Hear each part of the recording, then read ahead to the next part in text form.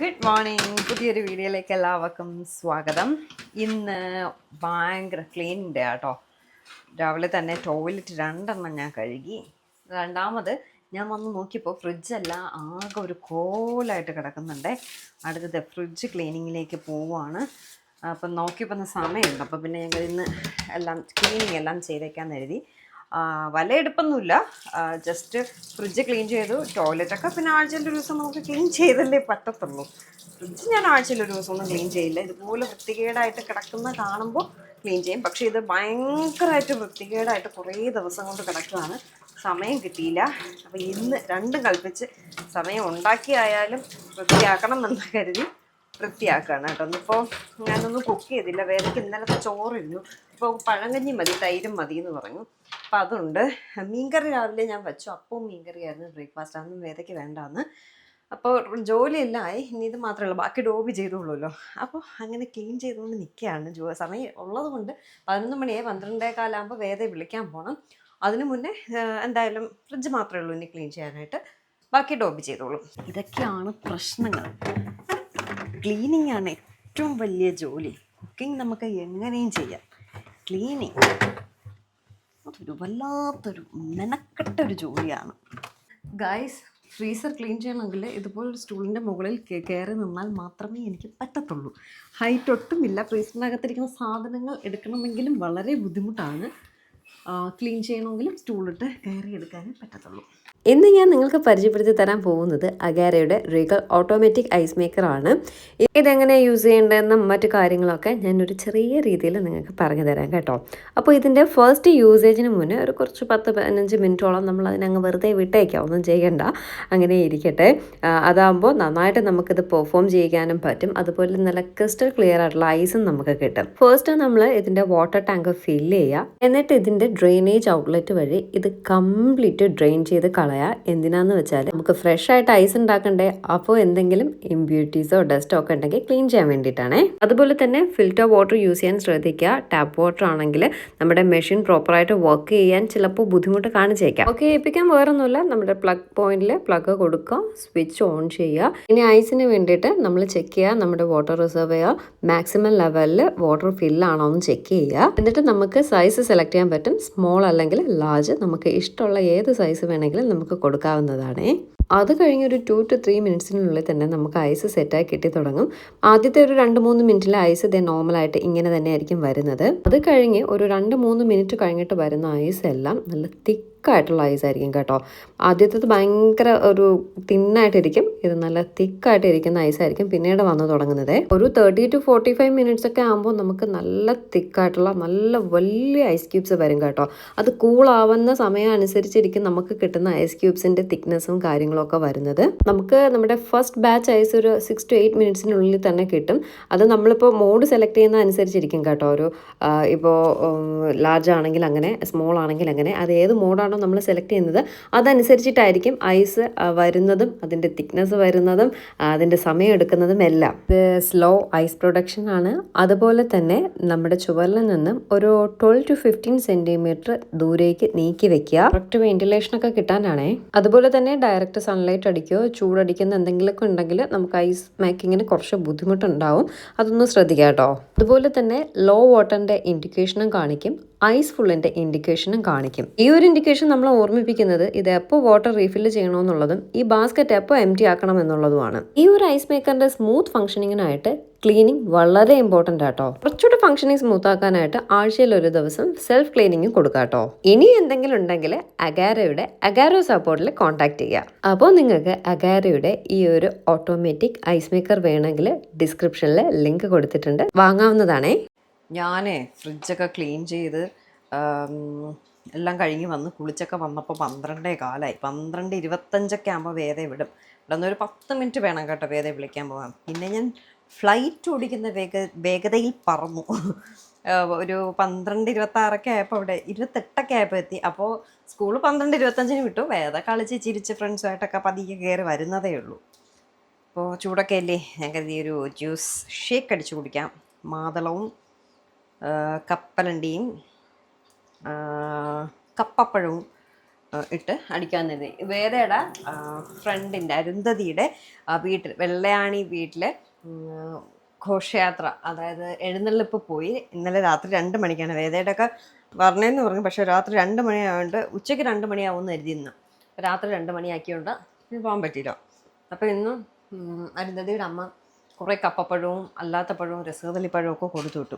അപ്പം ഞാൻ കരുതി കപ്പപ്പഴം പച്ചയായിട്ടിരിക്കുന്നു, പിന്നെ വേറൊരു പഴം ഇരിക്കുന്നു, അതിൻ്റെ പേരെനിക്കറിയില്ല. പടറ്റിപ്പഴമാണോ എന്നറിയത്തില്ല, പടറ്റി എന്നെന്തോ പറയും, അതാണോ എന്നറിയില്ല. അതിട്ട് ജ്യൂസ് അടിക്കാമെന്ന് കരുതി. മാതളവും കപ്പലണ്ടിയും എല്ലാം ഇരിപ്പുണ്ട്. മിക്സിയുടെ ജാറെടുക്കുക, മാതളം, കപ്പലണ്ടി. നല്ല ടേസ്റ്റ് ആട്ടോ ഇത്. കപ്പപ്പഴമാണ് ഏറ്റവും ടേസ്റ്റ്. ഞാൻ അല്ലാതെ പഴത്തിൽ അടിച്ചിട്ടില്ല. ഇതിപ്പോൾ ഒന്ന് ട്രൈ ചെയ്ത് നോക്കാം, എങ്ങനെ ഉണ്ടാവും നോക്കാം. ഇതാട്ടോ പഴം, ഞാൻ പറഞ്ഞ പഴം. കപ്പപ്പഴം പച്ചപ്പഴമാണ് ഇരിക്കുന്നത്, അതുകൊണ്ട് പിന്നെ ഇതെടുത്തു. ഇത് പടറ്റിപ്പഴം എന്നാണോ ഇതിനെ പറയുന്നത്, എനിക്കറിയില്ല, അതാ ചോദിച്ചത്. എന്തായാലും പഴവും കൂടി പൊളിച്ചിടാവേ. കപ്പപ്പഴമാണ് സൂപ്പർ. ഇതിട്ട് ഞാൻ അടിച്ച് നോക്കിയിട്ടില്ല, എന്താവും എന്നറിയത്തില്ല. ഒരു പഴം മതിയോ? ഒരു പഴം മതി. കുറച്ച് പാലൂടെ ഒഴിക്കാവേ. നിങ്ങൾക്ക് മധുരം വേണമെങ്കിൽ മധുരം ആഡ് ചെയ്യാം. ചിലപ്പോൾ മധുരം ഉണ്ടാവും, മധുരം വേണമെങ്കിൽ ആഡ് ചെയ്താൽ മതി കേട്ടോ.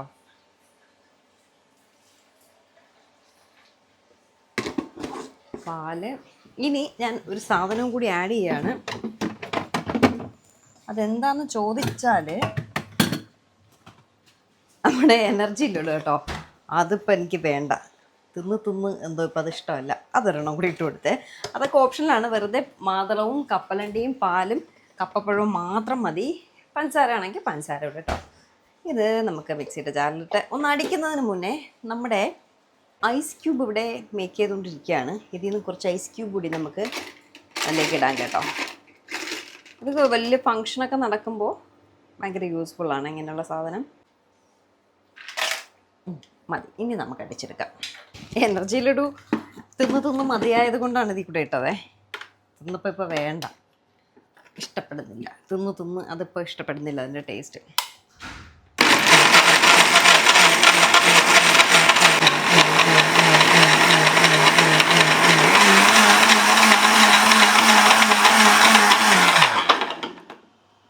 മതിയാവും.